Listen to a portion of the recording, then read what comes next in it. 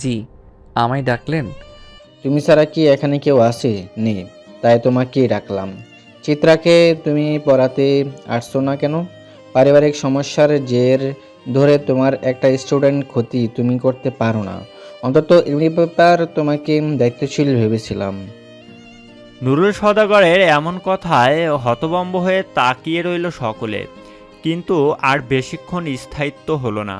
কথা শেষ করেই নুরুল বাড়ির ভেতর চলে গেলেন।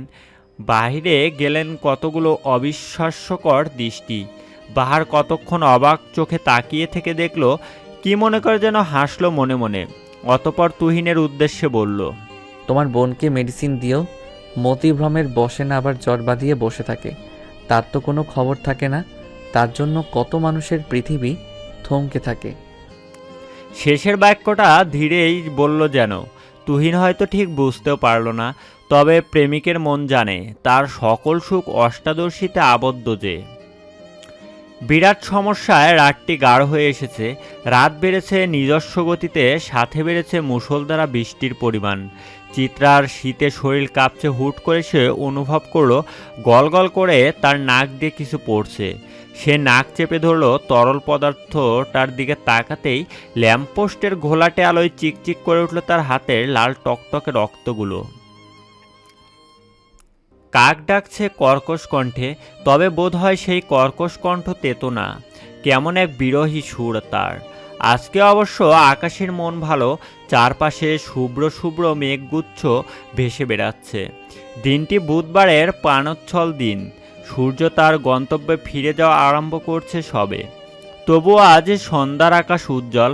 চিত্রা দাঁড়িয়ে আছে তার বিরাট বারান্দায়। অদ্ভুতভাবে কেবল সে না, আজ যেন সবারই কেমন ছুটি।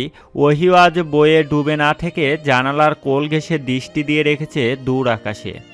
এমন অনিয়ম সচরাচর চোখে পড়ে না।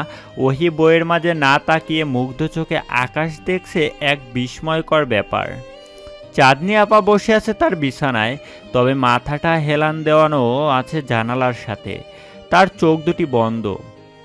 সকলের এই নিস্তব্ধতার জন্য প্রকৃতপক্ষে একজনকেই দায়ী করা যায়, সে হলো বাহার ভাই। লোকটার গানের কণ্ঠ ভেসে আসছে বহু কাছ থেকে, ছন্নছাড়া লাইনগুলো। আমি তোমায় ভালোবাসি, জগতে হইয়াছি দোষী। গানের লাইনগুলো যেন খুব বিশেষভাবে প্রতিনিয়ত নিখুঁতভাবে ভালোবাসা পাড়া মানুষের সাথে জড়িত, যারা প্রকৃতপক্ষে ভালোবাসে কেবল প্রতিদানে পেয়েছে কলঙ্ক। লোকে বলছে সিসি ভালোবেসেছো, যেন মহাপাপ কিছু করে ফেলেছে। অথচ দিন শেষে এমন ছিছি মাখা মিছে কলঙ্ক কুড়িয়ে যাওয়া ভালোবাসার মানুষদের পায়নি বা পায় না। এই গানের লাইনগুলো যেন তাদের জন্যই দরদি হয়ে কাঁদে। বনফুল অন্যান্য সময় এত মনোযোগ দিয়ে তার ভাইয়ের গান শুনে না, অথচ আর শুনছে। তার মনে হচ্ছে ভাই যেন তাকেই গাইছে আরও করুণভাবে, নিঃস্ব করে। বনফুল নিবিড়ে হেঁটে তার মায়ের রুমের কোণায় এসে দাঁড়ালো। এখান থেকে তুহিনের রুম দেখতে পাওয়া যায় খুব সহজভাবে। বনফুলের বেহায়া চোখ খুব গোপনে সেই রুমের দিকে চাইল। ফাঁকা রুমও যেন সে নিজের ভালোবাসার অস্তিত্ব খুঁজে পেল। বুকের ভেতর তুমুল আন্দোলন। তার অবুঝ মন প্রশ্ন তুলল, আচ্ছা আমরা যাকে ভালোবাসি তাকে পাই না কেন? যাদের ছাড়া আমাদের চলেই না, তারা কেন আমাদের ভালোবাসে না? মন তো প্রশ্ন করে নীরব হয়ে যায়, কিন্তু অশান্তিতে ভুগে উত্তর না পাওয়া বনফুল।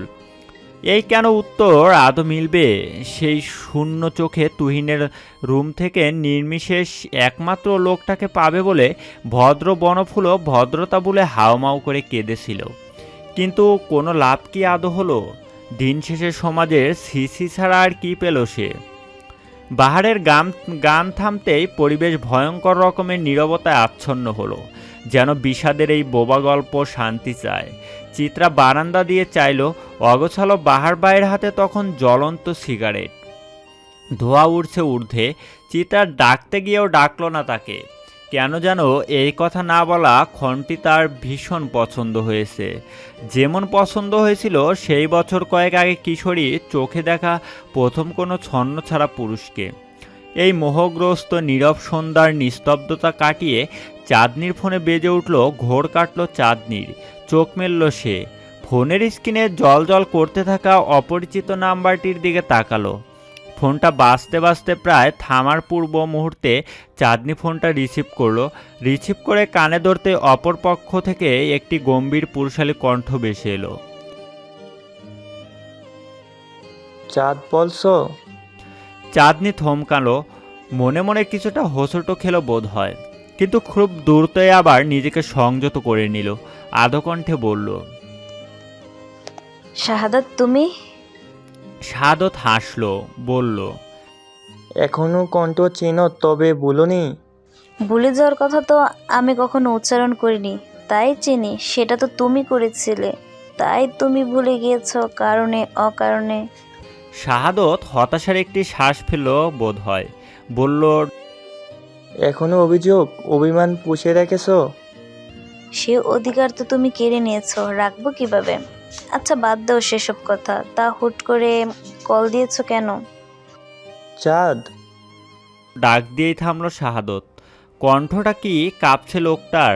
মনে হলো যেন সে কান্না গিলে নেওয়ার ছোট্ট চেষ্টাটুকু করলো বড় গোপনে। কিন্তু দুর্ভাগ্য, চাঁদনি যে মানুষটাকে আগাগোড়া চিনত একসময়, যার হাসির কণ্ঠ কান্নার কণ্ঠ চাঁদনির মুখস্থ, তার আড়াল করার আপ্রাণ চেষ্টা চাঁদনি ধরতে পারবে না। চাঁদনি সময় দিল মানুষটাকে। শাহাদত সামলে নিল নিজেকে, কম্পনরত কণ্ঠে বলল, চাঁদ, আমি জানি তুমি কখনো আমাকে অভিশাপ দাওনি, কিন্তু তবুও তোমার মন ভাঙার মতো পাপের শাস্তি বিধা আমাকে দিয়ে দিয়েছেন। তোমাকে যতটা আমি আঘাত করেছি তার শাস্তি যে ভোগ করতেই হবে। এবার চাঁদনি কিঞ্চিত অবাক হলো, বিস্ময় ধরে রেখেই শুধালো, কি হয়েছে শাহাদাত? আমার স্ত্রী 3 মাসের প্রেগনেন্ট ছিল, সিঁড়ি থেকে পড়ে গিয়ে মিসক্যারেজ হয়ে গিয়েছে তার, এমনকি বাচ্চা জন্ম দেওয়ার ক্ষমতাও। চাঁদনি যেন ভুল শুনল। দূর আকাশে তখন হাসল সন্ধ্যার নক্ষত্র। প্রাকৃতির খেলা বোঝা যে বড় দায়। প্রতিদিনের মতন আজ অভ্যস্ত নিয়মে সন্ধ্যা হলো না। গত কয়েক মাসের গতানুগতিক নিয়ম পাল্টে যেন এই অপরান্ত এক বুক হাসি নিয়ে এলো। মন খারাপ উড়িয়ে নিয়ে যাবার এই সন্ধ্যা। চিত্রা তখন নিশ্চুপ চোখে আকাশ দেখতে ব্যস্ত। ঠিক তখনই রাস্তা থেকে সরু কণ্ঠে ডাক এলো, চিতাবাঘ নিচে আয়, এলাকার মোড়ে ঝালমুড়ি মামা এসেছে, বোম্বাই মরিচ আছে, দ্রুত আয়। চিত্রার গভীর ধ্যানে ভাটা পড়ল। সে যেন নিজের কানকে বিশ্বাস করতে পারল না। বনফুল তাকে স্বেচ্ছায় ডাকছে। বনফুল চিত্রা নিচু করে পথের দিকে চাইল। ভেসে উঠল বনফুলের হাস্যোজ্জ্বল মুখ, যেন পুরনো সেই বনফুল যার সরলতার মুগ্ধ হতো পৃথিবীর সকল উপমা। যেন সকল গত কয়েক মাসের ঘটনাগুলো মুহূর্তে চাপা পড়ে গেল বনফুলের নিখুঁত হাসির নিচে। চিত্রাকে ফ্যালফ্যাল করে তাকিয়ে থাকতে দেখে বনফুল আবার ডাকলো, আসবি না আমি চলে যাব। চিত্রার এক মুহূর্ত অপেক্ষা করলো না। কোনো মতে না মাথা নাড়িয়ে হ্যাঁ সূচক উত্তর দিয়ে ছুটে বেরিয়ে গেল ঘরের বাহিরে। পেছন থেকে বার করে ডাকলেন মুনিয়া বেগম, কিন্তু মেয়েটার যেন উত্তর দেওয়ার সময় নেই। কেবল হতদন্ত হয়ে বলল, মা, বনফুল ডাকছে আমায়, হাত বাড়িয়ে ডাকছে আমার বন্ধুত্ব।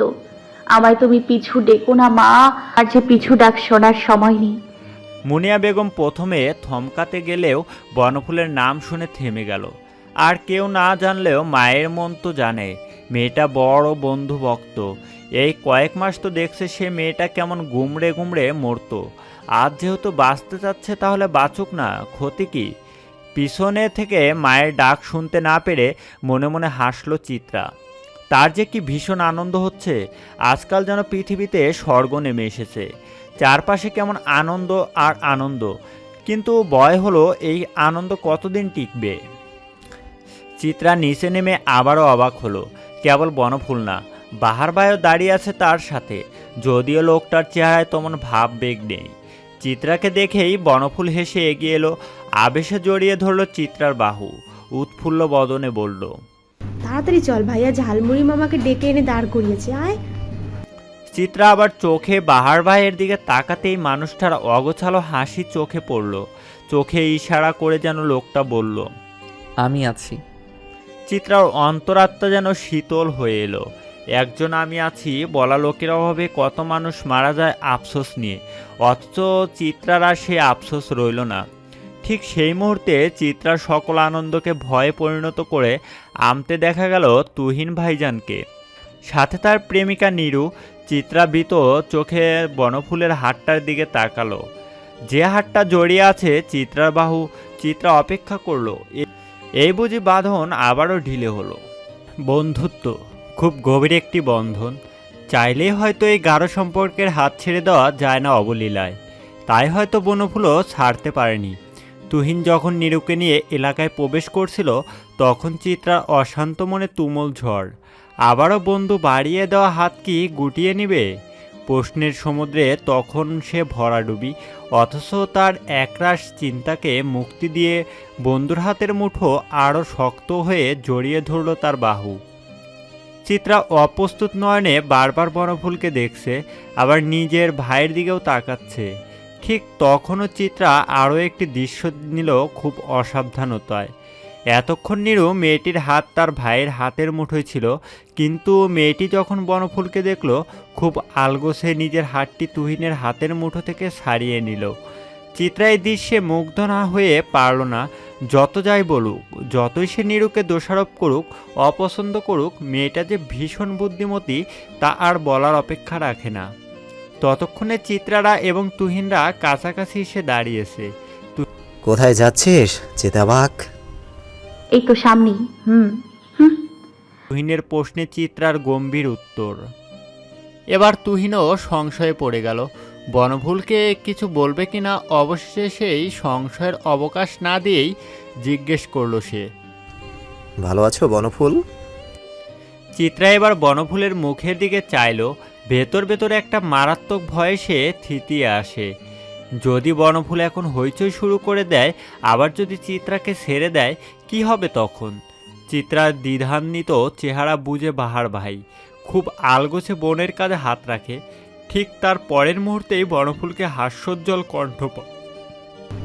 এই তো আলহামদুলিল্লাহ, আপনারা ভালো আছেন? চিত্রা চমকায় বনফুলের এই স্বাভাবিক আচরণে। মেয়েটা তবে কি নিজের সামলে উঠতে পেরেছে? বনফুল চোখের দিকে তাকায় সে। মেয়েটার ঠোঁট হাসছে, তবে চোখ হাসছে না কেন? কেমন মৃত সেই দৃষ্টি তাকিয়ে আছে পথের দিকে।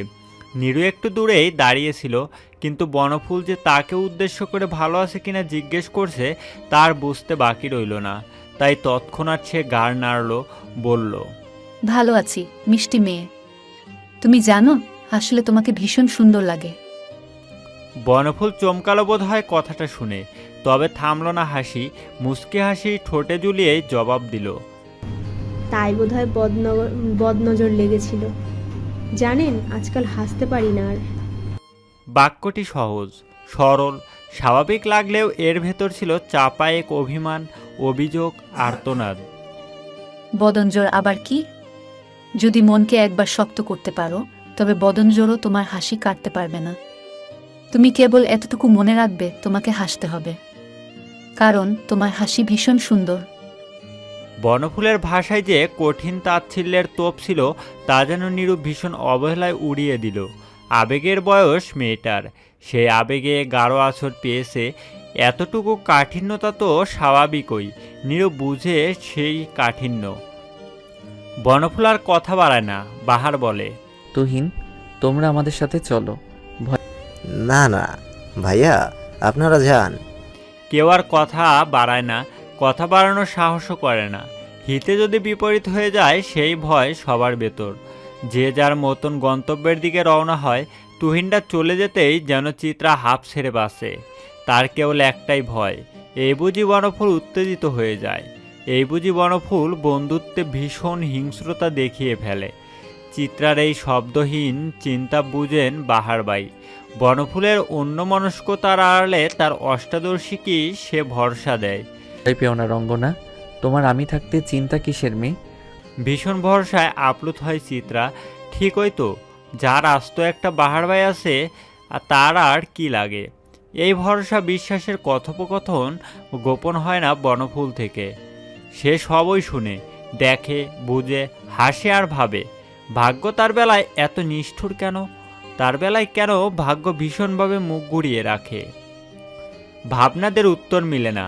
উত্তরবিহীন তার কতক্ষণ হাপিত্তেশ করে মারা যায় মস্তিষ্কে, অস্তিত্ব থাকে না তাদের, দৃশ্যতাও থাকে না, তবে চিতিকাতরতায় এক গোপন হাহাকার ঠিক থেকে যায়। বাহিরের আবহাওয়া কিছুটা অবচঞ্চল। সওদাগর বাড়িতে কেমন মন খারাপের আবহাওয়া। ওহিটার যেন কি হয়েছে। গতকাল হুট করে কলেজ থেকে ফিরে দরজা দিল। সারাদিন আর সে দরজা খোলার নাম নেই। প্রতিদিনের মতন অবনী বেগম শরবত নিয়ে দরজায় উপস্থিত হলো, কিন্তু ওহি কোনো হোলদোল দেখল না, দরজাও খুলল না। সারাদিন প্রায় অনেকবার তাকে ডাকা হলো, কিন্তু সে ঘর ছেড়ে বের হলো না। কেবল একবার গম্ভীর স্বরে বলল, আমায় বিরক্ত করবে না। ব্যাস এতটুকুই। কেউ আর তাই বিরক্ত করল না। সারাদিন মেয়েটা ঘরে রইল, রাতের খাবারও খেলো না। সওদাগর বাড়ির সকলেরই মন মেজাজ ভীষণ খারাপ। বাড়িতে 4টা মেয়ে, চাঁদনি, ওহি, চিত্রা এবং চেরি, 4 জনই খুব লক্ষ্মীমন্ত্র। কিন্তু হুট করে 3 জনের যেন কি হলো।